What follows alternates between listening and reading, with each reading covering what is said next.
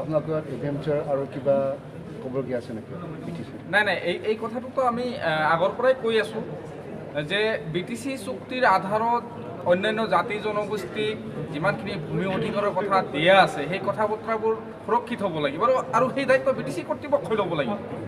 কিয়নো সাধাৰণ মানুহৰ বিশ্বাস আৰু আস্থাৰ প্ৰতি কিবা হৈ পেলাই তেওঁলোকে শাসনৰ প্ৰতি কৈছে। আজিৰ দিনত যদি এওঁলোকে সৰ্বসাধাৰণ ৰাইজৰ যদি মানে স্বাৰ্থৰ বিপৰীতে গৈ পেলাই কাম কৰে সেই কথা কোনো পধ্যে মানে শোভনীয় কথা বতৰা নহ'ব। এই কথা বতৰাবোৰ আজি আমি বিস্তৃতভাৱে আলোচনা পৰ্যালোচনা কৰিলোঁ। ইয়াত টেকনিকেল প্ৰব্লেম কি আছে নাই সেইটো বেলেগ কথা, কিন্তু আমি এটা দাবী দিছোঁ যিসকল জনগোষ্ঠী ইতিমধ্যে 1886 চনৰ পৰাই বিভিন্ন আইনী প্ৰক্ৰিয়াৰ জৰিয়তে যিমানখিনি সুবিধা উপভোগ কৰি আছিল সেইবোৰ কিবা থাকিব লাগে, কণ্টিনিউটি এটা থাকিব লাগে। সমান্তৰালভাৱে যিবোৰ জাতি জনগোষ্ঠী ইয়াত মানে ভূমি অধিকাৰৰ ক্ষেত্ৰত সংশয় আহি পৰিছে বা অধিকাৰৰ প্ৰতি কিছুমান থ্ৰেটেনিং আহি পৰিছে, সেই জাতি জনগোষ্ঠীসমূহকো ভূমিৰ অধিকাৰৰ কথা বতৰাবোৰ নিশ্চিত বা সুনিশ্চিতকৰণৰ ব্যৱস্থা কৰাৰ কাৰণে প্ৰয়োজন সাপেক্ষে BTC চুক্তিৰ যদি কোনো দফা বা কোনো যদি তেনেকুৱা কেবিনেটে সিদ্ধান্ত ল'ব পৰা পৰিৱেশ বা ক্ষমতা বা কৰ্তৃত্ব আছে তেনেহ'লে তেওঁলোকে ল'ব লাগে। আৰু সাধাৰণ শ্ৰেণীৰ যিসকল জাতি জনগোষ্ঠী ভূমি অধিকাৰক লৈ পেলাই শংকিত সেইখিনিকো বিশেষ মানে মৰ্যাদা প্ৰদান কৰিব লাগে বুলি আজি আমি স্পেচিয়েলি যিটো স্পষ্ট কৰি দিলে আপোনালোকে ভাল পাইছে না এই কথাটোতো আমি স্বীকাৰে কৰিলোঁ যে তেখেতে যিহেতু অফিচিয়েলি এইটো ব্যক্তিগতভাৱে স্বীকাৰ কৰা নাই, তেখেতে অফিচিয়েলি স্বীকাৰ কৰিছে। এই কথা বতৰাবোৰৰ অন্তৰত কি আছে নাই আমি নাজানো, কিন্তু আজিৰ দিনত যিহেতু অফিচিয়েলি কথা বতৰাবোৰ কিবা কৰিছে এই কথা বতৰাবোৰ লৈ পেলাই ইমান কণ্ট্ৰভাৰ্চি হ'ব নালাগে। আৰু ইয়াৰ বাস্তৱ কি আছে এই কথা বতৰাবোৰ কিন্তু চাব লাগিব আৰু BTC কৰ্তৃপক্ষইটো ভাবিব লাগিব যে এই কথা বতৰাবোৰ কিন্তু সাধাৰণ ভুল নহয়।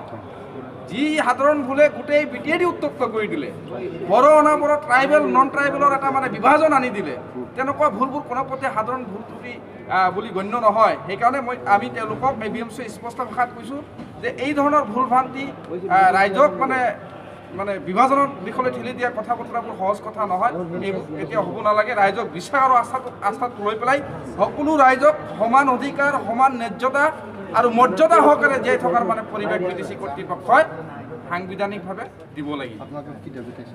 আমি কেইবাটাও দাবী দিছোঁ। আমি জনাব খুজিছোঁ যে বড়োলেণ্ড যিখন ইউনিভাৰ্চিটি আছে, বড়োলেণ্ড ইউনিভাৰ্চিটিত পৰ্যায়ক্ৰমে বিভিন্ন বিভাগ তাত সংযোজন হৈ আছে, কিন্তু এৰাবিক বুলি যে এটা ডিপাৰ্টমেণ্ট আছে সেইটো সংযোজন হোৱা নাই। আজি BTC কৰ্তৃপক্ষই আমাক স্পষ্টভাৱে জনাইছে যে BTC কেবিনেটে সিদ্ধান্ত গ্ৰহণ কৰি পেলাই অহা বছৰৰ পৰা মানে এই বছৰৰ পৰা এই বছৰৰ পৰা এৰাবিক ডিপাৰ্টমেণ্ট তাত খোলা হ'ব। ইতিমধ্যে বাংলাটোৰ কথা ক'লে, যিহেতু বাংলা ডিপাৰ্টমেণ্টটো কাৰোবাৰ দাবীৰ প্ৰতি সন্মান জনাই খুলিছে তাত আমাৰ ক'বলগীয়া নাই, কিন্তু এৰাবিক ডিপাৰ্টমেণ্ট খুলিব লাগে এই কথাটো আমাক এছুৰেঞ্চ দিছে। সমান্তৰালভাৱে 2014 চনৰ MP ইলেকশ্যনৰ পৰৱৰ্তী সময়ত গোসাইগাঁৱৰ বালাপাৰা আৰু শালবাৰী ননকাই খাগৰাবাৰী নৰসিংবাৰী ইত্যাদি অঞ্চলত 50তকৈ অধিক শিশু আৰু মহিলাক নৃশংসভাৱে হত্যা কৰা হৈছিল। সেইবোৰ মানুহে আজিৰ দিনলৈকে BTC কৰ্তৃপক্ষৰ পৰা কোনো ধৰণৰ সা সুবিধা পোৱা নাই। সেই কথাখিনি আজিৰ দিনত আমি ক'লোঁ, তেখেতসকলে স্বীকাৰ কৰি লৈছে। আৰু অহা 15 আগষ্টত যিমানখিনি ভিক্টিমাইজ ফেমিলি আছে সেই ফেমিলিবোৰক 1 লাখ কোটি আৰ্থিক অনুদানৰ কথা ইতিমধ্যে আমাক যোৱা বছৰত কৈছিল। সেই কথা বতৰাবোৰ বাস্তৱায়িত কৰিব বুলি আমাক কৈছে। এইখিনিয়ে কথা। আৰু আমাৰ চেণ্ট্ৰেল চিলেকশ্যন বৰ্ডত BTC গঠনৰ পৰা আৰম্ভ কৰি আজিলৈকে যিমানখিনি ৰিক্ৰুটমেণ্ট হৈ আছে সেই ৰিক্ৰুটমেণ্টত আমাৰ সংখ্যালঘু সম্প্ৰদায়ৰ ল'ৰা ছোৱালীয়ে যি মৰ্যাদা পাব লাগে বা যি অধিকাৰ পাব লাগে সেই অধিকাৰৰ পৰা বঞ্চিত হৈ আছিল। তাৰ এটা টেকনিকেল কথা আছিল যে যিখন চেণ্ট্ৰেল চিলেকশ্যন বৰ্ড আছে সেই চেণ্ট্ৰেল চিলেকশ্যন বৰ্ডত সংখ্যালঘু কমিউনিটি BTADৰ এটা ছেকেণ্ড লাৰ্জেষ্ট পপুলেশ্যন হোৱাৰ পিছতো তাত কোনো প্ৰতিনিধিত্বৰ ব্যৱস্থা নাছিল। সেইটো আমি হুজুৰে দাবী উত্থাপন কৰিছোঁ, তেওঁলোকে স্বীকাৰ কৰি লৈছে যে এইবাৰ চেণ্ট্ৰেল চিলেকশ্যন বৰ্ডত সংখ্যালঘু কমিউনিটিৰ পৰা প্ৰতিনিধিত্বৰ ব্যৱস্থা কৰা হ'ব। এনেধৰণৰ কিছুমান আনুষংগিক কথা বতৰা আজি আলোচনা হৈছে। আমাৰ দাবীখিনি তেওঁলোকে মানি ল'ম বুলি কৈছে। আমি সময়ৰ অপেক্ষাত থাকিলোঁ যে দাবীসমূহ সঁচাকৈ বাস্তৱায়িত হ'ব নে নহয় এইটো সময়ে ক'ব, আৰু সময়ৰ কাৰণে আমিও ৰৈ থাকিম। ধন্যবাদ।